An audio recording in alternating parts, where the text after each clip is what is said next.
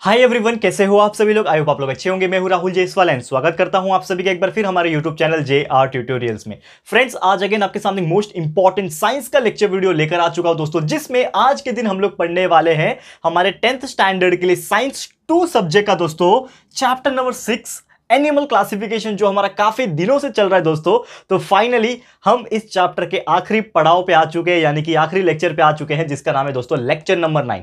जी हाँ दोस्तों, आप देख सकते हो लेक्चर नंबर 9 पे हम आ चुके हैं इस चैप्टर के। तो आप सोच सकते हो कितना डीप में हमने इस चैप्टर को एक्सप्लेन किया होगा कि 9 लेक्चर लग गए दोस्तों इस चैप्टर को कंप्लीट करने के लिए। एक एक चीज बारीकी से अंदर घुस घुस के एक एक टॉपिक को इतना अच्छे से, इतना बारीकी से कंसेप्चुअल नॉलेज को एक्सप्लेन किया है कि आपको ईच एंड एवरी लेक्चर आपको बहुत ही अच्छा लगेगा और हर लेक्चर्स में आप बहुत सारी चीजें सीखोगे। तो अगर आपने इसके पहले के जितने लेक्चर से नहीं देखा है तो प्लीज हमारा प्लेलिस्ट को चेक कर लेना। प्लेलिस्ट में हमने हर चैप्टर्स के हर स्टैंडर्ड के हिसाब से हर सब्जेक्ट्स डाल के रखे हैं, तो प्लीज आप एक बार चेकआउट कर लो। हिस्ट्री, ज्योग्राफी, पॉलिटिकल साइंस है आपका, साइंस 1 साइंस 2 पूरा जो है वो सब बना के रखा है। मैथ्स तो पूरा 100% कंप्लीट है, तो वो सब चीज अवेलेबल है। एक बार प्लीज अपनी तरफ से आप थोड़ा सा एफर्ट लगाओ और प्लेलिस्ट में जाके थोड़ा सा चेकआउट कर लेना, क्योंकि बहुत सारे चैप्टर्स बन चुके हैं हमारे। लाइक 100% सिलेबस में से 99% सिलेबस तो कंप्लीटेड ही है। एक बार चेक कर लेना, जितना जल्दी हो सके उतना पढ़ लो, क्योंकि ऑफलाइन एग्जाम आपका अगर होता है, जो मुझे लगता है जो चांसेस है होने का, तो वो जब होगा तो आपको एक नॉर्मल रूटीन में आना पड़ेगा, आपको ज्यादा पढ़ाई करना पड़ेगा। ठीक है, तो वो हैबिट अभी से डाल लो। तो अभी से जितना पढ़ाई हो सके करोगे, कंसेप्चुअल नॉलेज जितना अभी से क्लियर करके रखोगे, तो लास्ट में जो लोड होगा ना वो कम हो जाएगा। ठीक है, तो चलिए ये सब बातें तो होती रहेगी, लेकिन शुरुआत करते हैं आज के इस वीडियो की, जो कि है आपका लेक्चर नंबर 9। तो हमारे इस टॉपिक में बचा क्या है, ये चैप्टर में बचा क्या है? तो सिर्फ 3 टाइप के फाइलम बचे हुए, 3 टाइप के क्लास बचे हुए। हमने देखा था वर्टिब्रेटा, याद होगा आपको, इसके पहले के लेक्चर्स में वर्टिब्रेटा देखा था। और वर्टिब्रेटा के अंदर हमने टोटल 6 क्लास पढ़े थे। साइक्लोस्टोमेटा था, फिर आपके जो क्लास जो आपका पाइसेस था, मछली जिसको बोलते हैं, फिर क्लास एम्फीबिया। ये 3 चीज हमने पढ़ा था। और आज 3 चीज और पढ़ना है, जिसका नाम है क्लास रेप्टिलिया, क्लास एव्स यानी बर्ड्स, और क्लास मेमलिया। ये तीनों के कैरेक्टरिस्टिक्स के बारे में पढ़ेंगे 1 बाय 1 करके, यानी पूरे चैप्टर को कंप्लीट करेंगे। ठीक है, तो वीडियो बहुत इंपॉर्टेंट है, बने रहना हमारे साथ। चलते हैं हमारे टॉपिक की तरफ। तो चौथा हमारा क्लास चलने जा रहा है यहाँ पे, 4th क्लास, जिसका नाम है दोस्तों क्लास रेप्टिलिया। क्या नाम है? Class reptilia. ठीक है, चलो इसको देख लेते हैं। रेप्टिलिया क्या होता है? देखो नाम से आपको पता चल जाएगा। रेप्टिलिया, रेप्टिलिया का मतलब होता है रेप्टाइल्स। आपने देखा होगा ना रेप्टाइल्स। और रेप्टाइल्स को मैं नॉर्मल तरीके से बोलूं तो रेंगने वाले जो जीव होते हैं ना, जो रेंग रेंग के चलते हैं, अपने शरीर के बल पे पूरा रेंग के चलते हैं, तो उसको रेप्टाइल्स बोलते हैं। ये तो आपने पढ़ा होगा बचपन में, रेप्टाइल्स बहुत सारे प्रकार के होते हैं।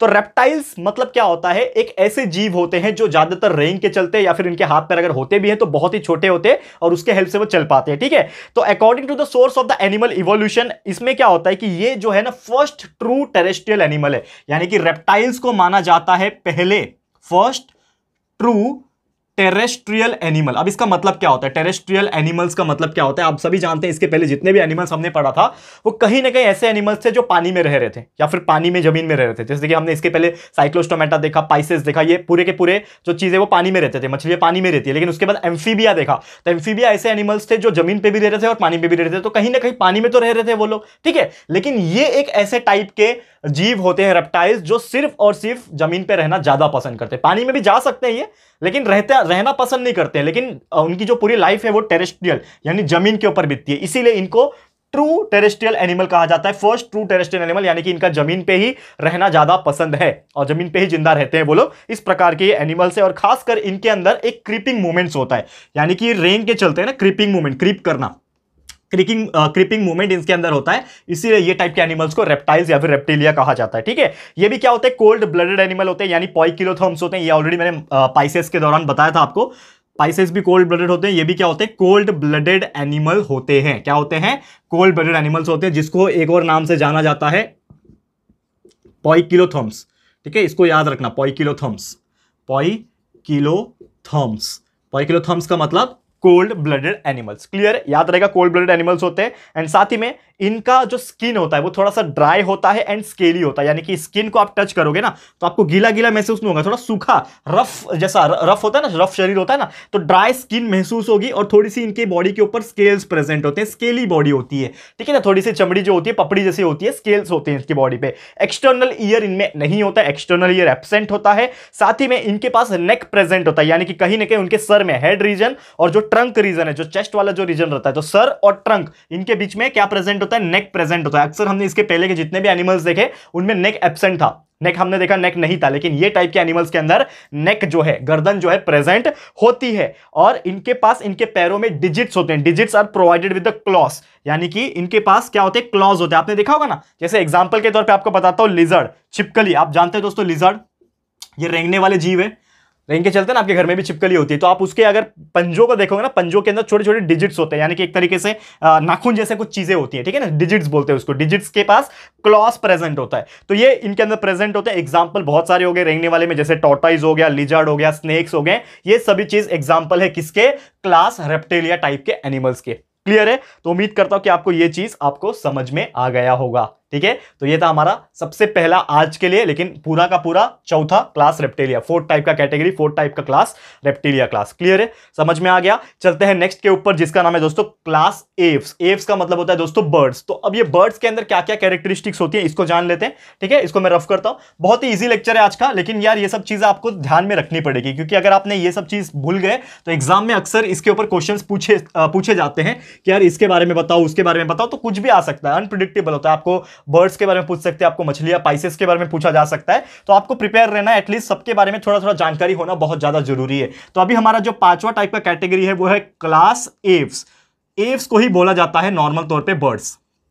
ठीक है, ये चीज आपको ध्यान में रखना है। तो एव्स क्या होता है इसके बारे में हम लोग स्टडी करते हैं। तो नॉर्मल अगर कंडीशन की बात करें तो ये जो वर्टिब्रेट्स होते हैं they are completely adapted for the aerial life, यानी कि इनका शरीर इस तरीके से बना हुआ है कि वो हवा में रह सके। इनकी जो लाइफ होती है वो एरियल होती है। इसके पहले जो हमने रेप्टाइल्स पढ़ा वो क्या था, टेरेस्ट्रियल एनिमल थे, यानी जमीन पे ही रहते थे। तो ये टाइप के जो एनिमल्स है ज्यादातर लाइक उनके जो लाइफ होती है ज्यादातर वो हवा में बीतती है, एरियल, हवा में। क्योंकि पक्षी आपने देखा होगा जितने भी बर्ड्स होते हैं वो सब हवा में उड़ते ही रहते हैं, उड़ते ही चले जाते हैं, लेकिन आराम करने के लिए जमीन पे आते हैं। तो उनकी ज्यादातर जो लाइफ होती है वो हवा में बीतती है, क्योंकि उनकी बॉडी इस तरह से बनी हुई है। ठीक है, और ये क्या होते हैं, ये एक वार्म ब्लडेड एनिमल्स होते हैं, यानी कि हमने इसके पहले जितने भी टाइप के एनिमल्स देखे वो कोल्ड ब्लडेड थे। मछलियां देखी, पाइसेस देखा, रेप्टाइल्स देखा, वो सब कोल्ड ब्लडेड थे, पोइकिलोथर्म्स थे। लेकिन ये क्या है, वार्म ब्लडेड एनिमल है। क्या है ये, वार्म ब्लडेड। ठीक है, spelling warm blooded animals. Okay, ये आपको याद रखना, यानी जो बर्ड्स होते हैं वो वार्म ब्लडेड एनिमल्स होते हैं, जिसको होमियोथर्म्स कहा जाता है। क्या कहते हैं इसको, होमियोथर्म्स। याद रखना, जैसे कोल्ड ब्लडेड को पोइकिलोथर्म्स हम लोग कहते थे, वैसे ही वार्म ब्लडेड को होमियोथर्म्स। ये देखो, ये सब छोटी छोटी चीजें हैं, आपको याद रखनी होती है। तो इसको हम लोग क्या बोलते हैं, होमियोथर्म्स बोलते हैं। ये आपको याद रखना है, ठीक है ना। और इसका मतलब ये होता है कि they can maintain their body temperature constant, यानी कि इनकी जो बॉडी की टेम्परेचर होती है, अभी कोल्ड ब्लडेड तो मैंने आपको बता दिया था, लेकिन वार्म ब्लडेड मतलब क्या होता है कि इनकी जो बॉडी की टेम्परेचर होती है कॉन्स्टेंट होती है। जैसे ह्यूमन बींग्स का एग्जाम्पल देता हूं, ह्यूमन बींग्स भी क्या होते हैं, वार्म ब्लडेड एनिमल होते हैं। क्यों? क्योंकि हमारा शरीर के अंदर जो खून होता है वो हमेशा कांस्टेंट टेंपरेचर पे रन करता है, जो कि हमारे बॉडी का टेंपरेचर होता है 37 डिग्री सेल्सियस। हमें पता है ना हमारे बॉडी का टेंपरेचर कितना होता है, 37। तो हमारा जो ब्लड होता है वो कांस्टेंट एक टेंपरेचर पे मेंटेन होता है। इसके लिए हम भी क्या है, होमियोथर्म्स है, हम भी क्या है, एक वार्म ब्लडेड एनिमल्स में। लेकिन अभी फिलहाल में जो बात हो रही है वो बात हो रही है बर्ड्स की। तो बर्ड्स भी सेम क्या होती है, होमियोथर्म्स होते हैं, यानी कि इनका जो बॉडी है वार्म ब्लडेड होता है, और 37 नहीं, लेकिन जितना भी इनका टेंपरेचर होता होगा उस पर वो मेंटेन होता है। और खासकर इनकी जो बॉडी होती है वो स्पिंडल शेप होती है। What do you mean by spindle shape?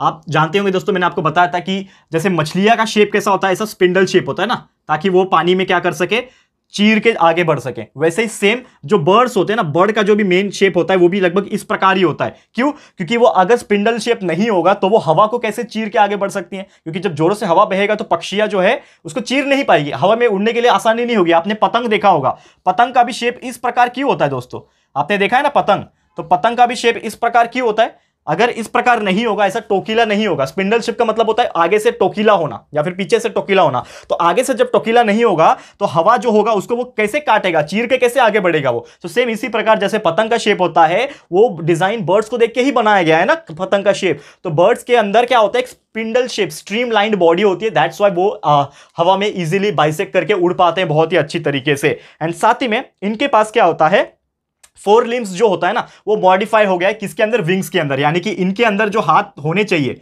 Four limbs जिसको हाथ बोलते हैं, फोर लिम्स का मतलब क्या होता है, आगे के लिम्स। आगे के लिम्स मतलब आगे क्या होता है, हाथ होता है ना, तो आगे के जो लिम्स है वो क्या है, इसमें नहीं है, वो क्या हो गया, मॉडिफाई हो गया। किस में मॉडिफाई हो गया दोस्तों, वो मॉडिफाई हो गया विंग्स के अंदर, यानी कि उनको अपने हाथों की जरूरत नहीं है, उनको अभी विंग्स की जरूरत है। तो इस प्रकार का मॉडिफिकेशन हो गया है नेचर द्वारा कि इनका जो फोर लिम्स है वो कन्वर्ट हो गया विंग्स के अंदर, जिसके हेल्प से वो लोग अपना एरियल लाइफ को, यानी हवा में जो उड़ने वाली जो जो एक तरीके से बोल सकते जो कैपेबिलिटी है उनकी, वो अचीव कर पाते हैं और बिना किसी रोक टोक के वो हवा में आराम से जो है उड़ पाते हैं। और इनके पास भी क्या होता है, स्केल्स प्रेजेंट होते हैं और उनके पंजे भी होते हैं। आपने देखा होगा यार, पक्षी के तो पंजे आपने देखा होगा ना, पंजे होते हैं और उसमें छोटे छोटे क्लॉज प्रेजेंट होते हैं। इनके पास डिजिट्स होता है, यहां पे भी लिख देता हूं, यहां पे इनके पास डिजिट्स होता है, डिजिट्स में क्लॉज प्रेजेंट होते हैं, छोटे छोटे पंजे जो होते हैं उनके। पैर देखा हो ना, दो पैर होते हैं ना पंछियों के, हर पक्षी के दो पैर होते हैं एंड दोनों पैर में छोटे छोटे क्या होते हैं, पंजे में छोटे छोटे क्लॉज होते हैं। क्लॉज मतलब नाखून जैसे चीजें होती है ताकि वो ग्रिप बना सकें। क्यों होते हैं, कहीं पे भी चढ़ेंगे बैठेंगे ग्रिप होना चाहिए ना, पकड़ होनी चाहिए। जैसे हमारे हाथों में पकड़ होती है, हम पकड़ सकते हैं किसी भी चीज को, वैसे उनको भी पकड़ने के लिए कुछ चीज ऐसा बनाया होता है। ठीक है, exoskeleton is present in the form of feather, यानी जैसे हमारे एक्सोस्केलेटन में हमारे पास बाल है, ठीक है ना, ये सब बाल जो होते हैं, नाखून जो है, वैसे उनके पास क्या है, उनका पंख है, वेदर्स, सॉरी क्या बोलते हैं, फेदर्स बोलते हैं। क्या है, पंख है ना, पंख, विंग्स तो उड़ने के लिए होता है, वैसे ही फेदर है ना, उनके पूरे शरीर के ऊपर फेदर होता है, ठीक है ना, फर होता है। तो ये फेदर्स भी उनके पास प्रेजेंट है। नेक जो है प्रेजेंट होता है, हेड और ट्रंक के बीच में, सर और शरीर के बीच में एक नेक छोटा सा प्रेजेंट होता है, जिसके हेल्प से वो लोग अपना जो मुंडी है वो रोटेट कर पाते हैं, देख पाते हैं। देखा होगा ना आपने, कबूतर दाना खाता है तो कैसे आसपास देखता है, अरे कोई देख तो नहीं रहा, चलो खा लेता हूं देखते देखा है कि नहीं आपने, हमारे घर में टेरेस पे हमें रोज सुबह सुबह मेरे फादर जाके दाना डालते हैं, ठीक है, टेरेस के ऊपर। तो मैंने देखा, अक्सर नोटिस किया है कि वो कबूतर भी या फिर कोई भी अदर बर्ड्स भी आप देखोगे तो उनके पास नेक रीजन प्रेजेंट होता है। आप भी ऑब्जर्व कर सकते हो जाके। फिर इनका जो जॉ होता है, जैसे कि हर एक एनिमल के पास जबड़ा होता है खाना खाने के लिए, ये जॉ है ना, मेरा ये जॉ है ना, लेकिन आपने देखा होगा बर्ड्स के पास जॉ नहीं होता है। बर्ड्स के पास जॉ जो होता है वो नहीं होता है। जॉ के बदले क्या प्रेजेंट होता है उनके पास, ये कन्वर्ट हो जाता है किसके अंदर, चोंच के अंदर। बीक बोलते हैं ना, चोंच, चोंच होती है, चोंच, जिसके हेल्प से वो लोग अपना दाने को खाते हैं। आपने या फिर देखा होगा कौवा कैसे खाता है, बर्ड्स कैसे खाते हैं, तो उनके पास चोंच होता है ना, इस प्रकार का ऐसा चोंच होता है, ठीक है ना, समझ लो। अभी ये क्या बना रहा हूं मैं, मुर्गा बना रहा हूं क्या, ठीक है, इस प्रकार ये इनकी आंखें, ठीक है ना, ये क्या बन गया, ये तो कुछ और ही बन गया, ठीक है, लेकिन ये आपको समझ में आओगे। इस प्रकार उनकी चोंच होती है, ठीक है ना, ये ओपन भी हो सकती है, ये चोंच होती है, ये तो आपको समझ में आ रहा है, ठीक है ना। तो इस प्रकार से उनकी चोंच होती है, जिसके हेल्प से वो लोग बन चालू करके वो कोई भी चीज को खा सकते हैं। यानी उनके पास जबड़ा नहीं होता है, जॉ एब्सेंट होता है, लेकिन बीक प्रेजेंट होता है, क्योंकि जॉ मॉडिफाई हो चुका है बीक पे। एग्जाम्पल यार बहुत सारे बर्ड्स का जो एग्जाम्पल याद आता है लिख दो, जैसे कि पिकॉक हो गया, पैरेट हो गया, पिजन हो गया, डक हो गया, पेंगुइन हो गया, ये सभी चीज बर्ड के एग्जाम्पल है। क्लियर है, याद रहेगा। तो ये था दोस्तों हमारा सेकंड क्लास आज के लिए, यानी टोटल 5वां क्लास एव्स बर्ड्स का पूरा कैरेक्टरिस्टिक्स मैंने आपको बता दिया, ठीक है। अब चलते आज के इस आखिरी टॉपिक पे, यानी कि पूरे के पूरे चैप्टर्स के आखिरी टॉपिक पे, जिसका नाम है क्लास मेमलिया। तो एग्जैक्टली ये क्लास मेमलिया है क्या, इसको स्टडी कर लेते हैं, फिर फाइनली हमारा ये पूरा का पूरा चैप्टर जो यार इतने दिन से चल रहा था, पूरा जान लगा दिया हम लोग इसको पढ़ाने के लिए, कंप्लीट करने के लिए, तो फाइनली ये चीज कंप्लीट हो जाएगा। तो चलते हैं लास्ट टॉपिक, छठा टाइप का क्लास, जिसका नाम है क्लास मेमलिया, ठीक है। इसको चलो देख लेते हैं।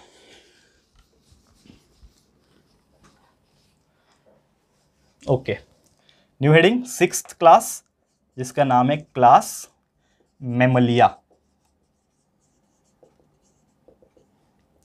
तो ये क्लास मेमलिया एग्जैक्टली है क्या, इसको हम लोग नोटिस करते हैं। तो क्लास मेमलिया की अगर मैं बात करूं तो खास करके कोई भी जानवर, मैमल्स कब हो सकता है, मैमल्स कब हो सकता है, जब उसके पास क्या होता है, मेमोरी ग्लैंड्स प्रेजेंट होता है। आप सभी जानते हैं दोस्तों, मेमोरी ग्लैंड्स के बारे में आपने सुना होगा, और ये मैंने शायद कभी कभार बताया भी होगा, अगर इसके रिलेटेड कुछ लेक्चर हुआ होगा। तो यानी कि अगर कोई एनिमल्स के पास मेमोरी ग्लैंड्स प्रेजेंट है तो समझ जाना कि वो जो जानवर है वो क्या है, मैमल्स है। अब मेमोरी ग्लैंड्स मतलब क्या होता है, आप सभी जानते हैं कि कुछ ऐसे एनिमल्स होते हैं जो अपने बच्चों को दूध पिलाते हैं। अब एनिमल्स में कौन पिलाता है, फीमेल्स जो होती है, माताएं जो होती है ना, मदर जो मां होती है वो दूध पिलाती है। जैसे ह्यूमन बींग्स में भी ये सेम चीज होता है, किसी दूसरे जानवर में भी देख लो, गाय हो गया, बफेलो हो गया, ठीक है ना, काऊ बफेलो, इनका भी दूध निकलता है, हम लोग उनका ही तो दूध पीते हैं ना नॉर्मली मंगवा के, ठीक है ना, उनका दूध पीते हैं। फिर गोट हो गए, जितने भी एनिमल्स ले लो आप, टॉप के जो जितने भी एनिमल्स आते हैं, तो कहीं ना कहीं उनके पास क्या होता है, एक मेमोरी ग्लैंड होता है जिसमें से दूध बाहर निकलता है। आपने देखा होगा एक ऐसा ऑर्गन प्रेजेंट होता है जिसके अंदर मेमोरी ग्लैंड्स होते हैं, और वही मेमोरी ग्लैंड्स में से मिल्क बाहर आता है। यानी कि in short definition point of view बोलूं, what is mean by memory gland,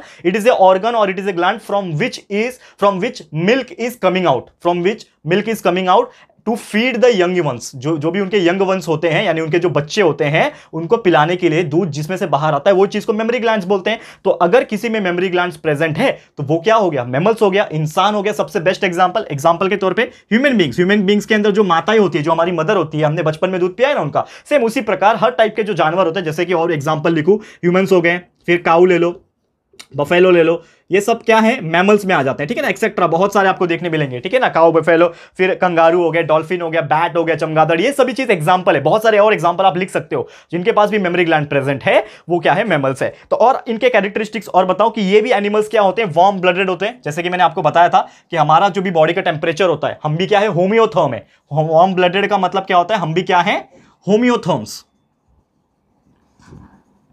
हम भी क्या है, होम्योथर्म्स है, यानी हमारे बॉडी का टेम्परेचर भी कांस्टेंट होता है, लगभग 37 डिग्री सेल्सियस के आसपास। और साथ ही में हमारी बॉडी भी डिस्टिंग्विश होती है। हमारे पास सर होता है, दैट इज हेड होता है, नेक रीजन होता है, ट्रंक रीजन होता है, एब्डोमेन होता है, लेग्स भी होते हैं, मतलब हर चीज हमारे पास एकदम क्लासीफाई है। और साथ ही में हमारे पास भी एक तरीके से क्या प्रेजेंट है, नेल्स प्रेजेंट है, नाखून प्रेजेंट है, किसी किसी के पास क्लॉस प्रेजेंट है, पंजा प्रेजेंट है। जैसे आप जानते हैं पंजा क्या होता है, कि जैसे चमगादड़ क्या है, चमगादड़ देखने के लिए तो उड़ता है, यानी पक्षी में आता है, लेकिन एक्चुअल में वो बर्ड नहीं है, वो मैमल्स में आता है। क्यों, यहां पे मैं स्पेशल एग्जांपल लिखता हूं, बैट। तो बैट क्यों एक मैमल से, क्योंकि बैट ही एक ऐसा लाइक दिखने में तो चिड़िया जैसा है, पक्षी जैसा है, मतलब उसको कैटेगरी में, एव्स के कैटेगरी में डालना चाहिए था, लेकिन वो मैमल्स के कैटेगरी में क्यों है, क्योंकि यार वो अपने बच्चों को दूध पिला सकता है, उसके पास मेमोरी ग्लैंड प्रेजेंट है, इसीलिए बैट को मैमल्स के कैटेगरी में रखा जाता है। तो उनके पास पंजा होता है, आपने देखा होगा, पकड़ के रखता है, वो उल्टा लटक के रहता है, तो पंजा उनके पास भी प्रेजेंट होता है।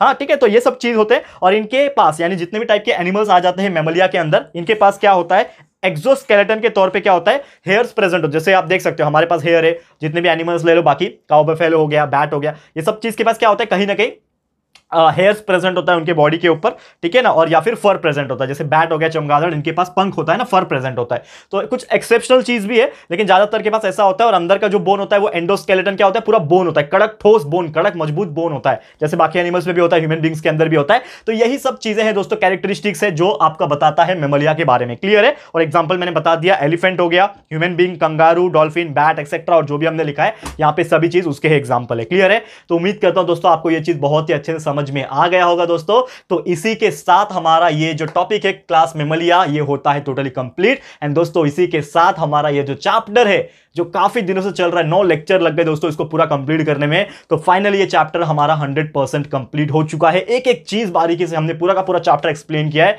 तो उम्मीद करता हूं कि आपको बहुत ही अच्छे से समझ में आ गया होगा। तो finally the chapter is completed, animal classification. And बाकी जो चैप्टर्स है वो ऑलरेडी प्लेलिस्ट में आपको देखने मिल जाएंगे। तो जो भी बच्चे कुछ चैप्टर्स है वो सभी चीज हम लोग फटाफट से बना रहे, क्रिएट कर रहे, बस आप प्लेलिस्ट को कंटिन्यूअसली चेक करते रहना। तो बस इसी के साथ आज का वीडियो यहीं पे समाप्त करता हूं। आपको ये वीडियो एंड ये चैप्टर आपको कैसा लगा है दोस्तों, प्लीज हमें कमेंट करके बताइएगा, अपनी राय और सजेशन जरूर से दीजिएगा। वीडियो अगर पसंद आया है, अच्छा लगा है दोस्तों ये हमारा वीडियो, तो प्लीज वीडियो को लाइक कीजिएगा, शेयर जरूर से कर देना, अपने सारे फ्रेंड्स को शेयर करो, बताओ यार कि कितना बेहतरीन चैप्टर था, इसमें से आप अगर कितने सारी चीज सीखते हो लाइफ में तो कितना काम आएगा आपको। तो फटाफट से शेयर कर देना। एंड दोस्तों अगर आपने अभी तक इस चैनल को सब्सक्राइब नहीं किया है तो फटाफट से हमारे चैनल को सब्सक्राइब भी कर देना, साथ में एक बेल आइकन होता है उसको प्रेस कर देना, ताकि फ्यूचर में हम कोई भी वीडियोस को अपलोड करेंगे तो आप लोगों को नोटिफिकेशन मिलती रहेगी। ठीक है फ्रेंड्स, तो मिलते हैं हमारे अगले वीडियो में। ये वीडियो देखने के लिए thank you and good bye.